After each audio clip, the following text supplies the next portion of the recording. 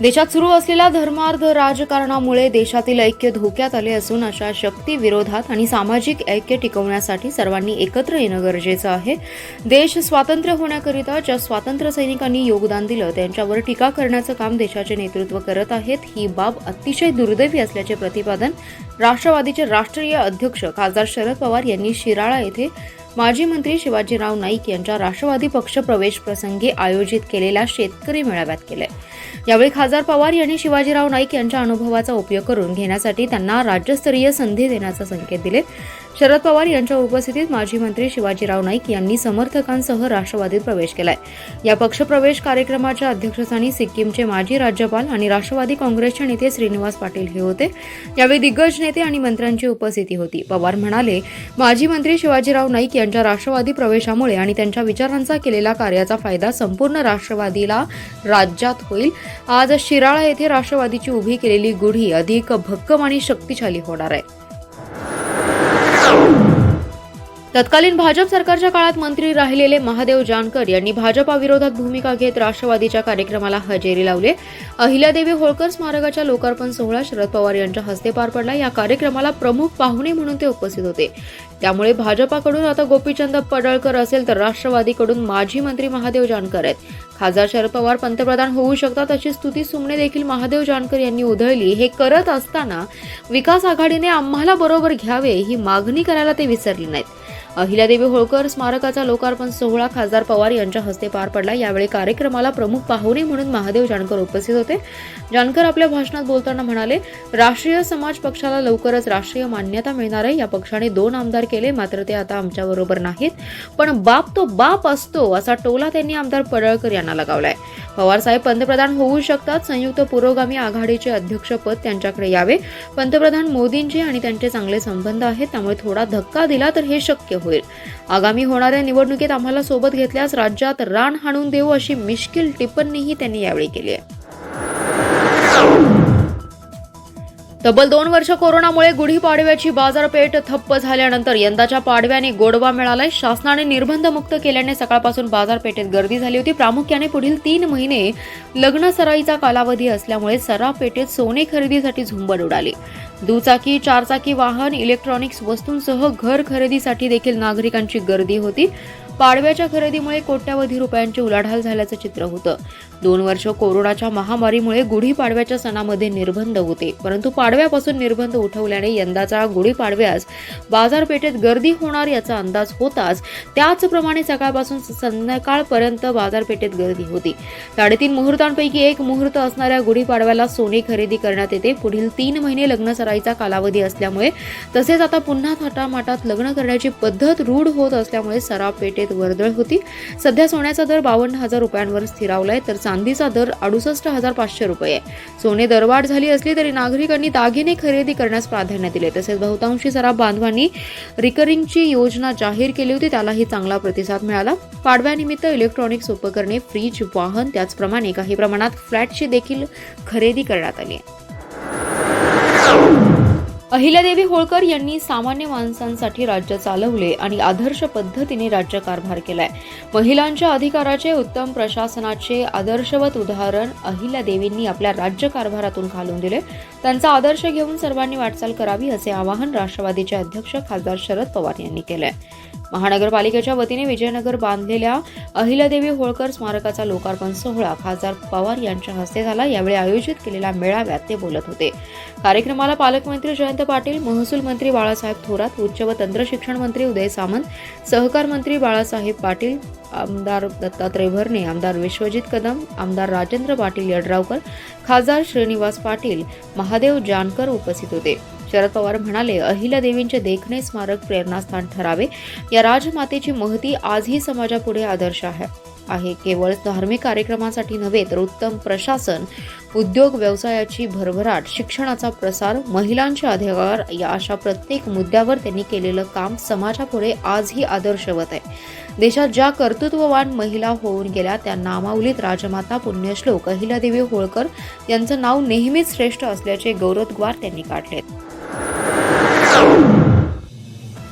मिरज तालुक्यातील बेडग येथील ग्रामदैवत श्री मरगाई देवीला मिरज तालुक्यातील डिग्रज येथील भक्त राजेंद्र बाळासाहेब मुळीक दाम्पत्यांनी नवस बोलला होता. त्याचा प्रत्यय म्हणून त्यांच्या भाग्यात बरेच दिवस अपत्य नव्हतं.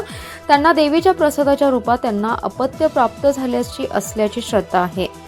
त्याचा नवस फेड म्हणून या कुटुंबियांनी आज 11 तोळे सोन्याचे दागिने मरगाई देवीला अर्पण केलेत. बेडग येथील ऐतिहासिक मरगाईचे महात्म्य असून महाराष्ट्रात अनेक भक्त आहेत. त्यापैकी बेडगचे बुरसे कुटुंबियांचे राजेंद्र मुळीक हे भाचे आहेत.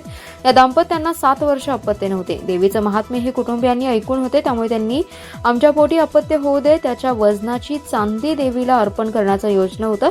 पण कोरोनाचं सावट असल्याने हा नवस पूर्ण करता आला नव्हता. पण यावेळी यात्रा भरणार असल्याने गुढीपाडव्याच्या शुभ मुहूर्तावर 10 किलो चांदीच्या पैशाचे 11 तोळे सोन्याचे दागिने श्री मरगाई देवीला गळखंट 2 कोल्हापुरी साज 2 असे अलंकार राजेंद्र आणि माधुरी या दाम्पत्यांनी सहकुटुंब येऊन अर्पण केल्याने आजवरील सर्वात मोठी देणगी देवीला अर्पण झाल्याने पंचक्रोशीतील भक्तांच्यात आनंदाचं वातावरण निर्माण झाले.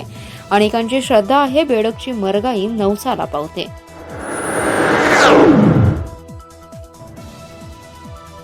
सध्याच्या धावत्या युगात आरोग्याचा गंभीर प्रश्न निर्माण होतोय. नवे आजार उद्भवत असताना उपचाराचा खर्चही आवाक्याबाहेर जातोय.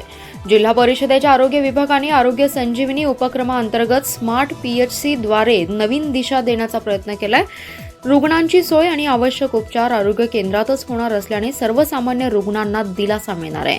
स्मार्ट आरोग्य केंद्राचा सांगली जिल्ह्याचा पॅटर्न राज्यभर राबवावा अशा सूचना राज्य सरकारला करणार असल्याचे प्रतिपादन राष्ट्रवादीचे अध्यक्ष तथा खासदार शरद पवार यांनी केले.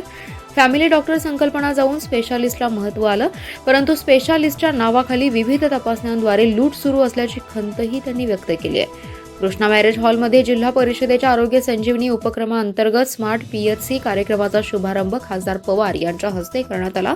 याप्रसंगी पालकमंत्री जयंत पाटील, सहकार व पणन मंत्री बाळासाहेब पाटील, खासदार श्रीनिवास पाटील, मोहनराव कदम, अरुण लाड, सुमनताई पाटील, जिल्हाधिकारी अभिजित चौधरी, पोलीस अधीक्षक दीक्षित केडाम यांची प्रमुख उपस्थिती होती.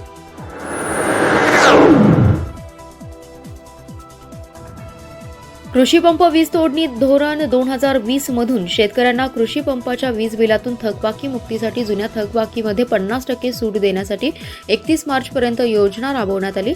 थकबाकी मुक्त योजनेत जिल्ह्यातील 36,795 कृषी ग्राहकांनी थकीत 141 कोटी 56 लाखांपैकी 70 कोटी 82 लाख रुपये थकबाकी भरणा करून 70 कोटी 82 लाख रुपये इतकी 50%ची माफी मिळवली आहे. त्यामुळे 36,795 शेतकऱ्यांनी योजनेचा लाभ घेत वीज बिल कोरं केले. मागील 6 महिने थकबाकी वसुलीसाठी महावितरण कंपनीने राज्यभर धडक मोहीम राबवली होती.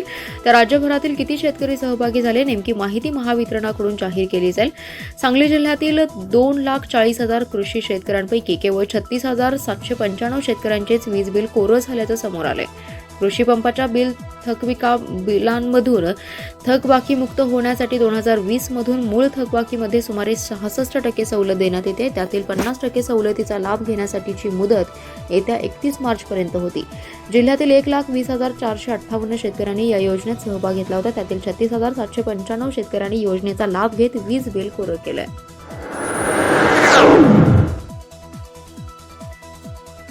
स्वर्गीय पतंगराव कदम यांनी प्रतिकूल परिस्थितीत विद्येचं माहेरघर असलेल्या पुण्यासारख्या शैक्षणिक क्षेत्रात मोठं नाव असलेल्या शहरात शैक्षणिक विद्यापीठ स्थापन करून ज्ञानदानाचं अलौकिक कार्य केलंय. आज त्यांच्या विद्यापीठात सुमारे 3.5 लाख विद्यार्थी ज्ञानार्जन करत आहेत. त्याचबरोबर राजकीय क्षेत्रातही ते प्रभावी व्यक्तिमत्व होते. त्यांच्या स्मरणार्थ उभारण्यात येत असलेला पूर्णाकृती पुतळा नव्या पिढीला सदैव प्रेरणा देईल असा विश्वास शरद पवार यांनी व्यक्त केलाय. सांगली महानगरपालिकेच्या वतीने विजयनगर येथे स्वर्गीय पतंगराव कदम यांच्या पूर्णाकृती पुतळा उभारणे आणि बहुउद्देशीय सभागृह बांधणे या कामाचं भूमिपूजन कार्यक्रमात ते बोलत होते. यावेळी शरद पवार यांच्या हस्ते भूमिपूजन करण्यात आले. शरद पवार म्हणाले, स्वर्गीय पतंगराव कदमांनी सांगली जिल्ह्याच्या विकासात भरीव योगदान दिले. मंत्रिपदावर असताना त्यांनी अनेक क्षेत्रात आपला कामांचा ठसा उमटवला, अनेक क्षेत्रात सहभाग घेतला. याबद्दल सांगलीकरांना त्यांचा नेहमीच अभिमान राहील असं मत त्यांनी व्यक्त केलंय. कडेगाव तालुक्यातील चिंचणी अंबक येथे धर्मवीर छत्रपती श्री संभाजी महाराज बलिदान मास सांगता प्रसंगी कडेगाव येथून धर्मवीर ज्वाला आणण्यात आली. या प्रसंगी अविनाश माने, अभिजित तोडकर, शुभम माने, गणेश निकम, सुमित सबनी, सूरज अवताळे, अर्जुन पाटील, आशू चव्हाण, अजय माने, गणेश गायकवाड हे शिवशंभू भक्त उपस्थित होते. फाल्गुन शुद्ध प्रतिपदेपासून ते फाल्गुन अमावस्येपर्यंत बलिदान मास पाळला जातो. धर्मवीर छत्रपती श्री संभाजी महाराजांनी आपल्या अखंड समाजासाठी स्वतःचं बलिदान या हिंदवी स्वराज्याच्या अग्निकुंडात दिलं. त्याची जाणीव म्हणून चिंचणी गावातील तमाम शिवशंभू भक्तांनी गेले महिनाभर धर्मवीर छत्रपती श्री संभाजी महाराज बलिदान मास पाळला. त्याचबरोबर धर्मवीर छत्रपती श्री संभाजी महाराजांच्या पुण्यतिथी दिनी श्री शिवप्रतिष्ठान हिंदुस्थान चिंचणी यांच्यामार्फत मूक पदयात्रा काढण्यात आली. यावेळी शिवभक्त प्रमोद जाधव यांनी बलिदान मास का पाळावा याबद्दल जाज्वल्य असं मार्गदर्शन केलं. यावेळी सोनहिरा परिसरातील शिवभक्त मोठ्या संख्येने उपस्थित होते.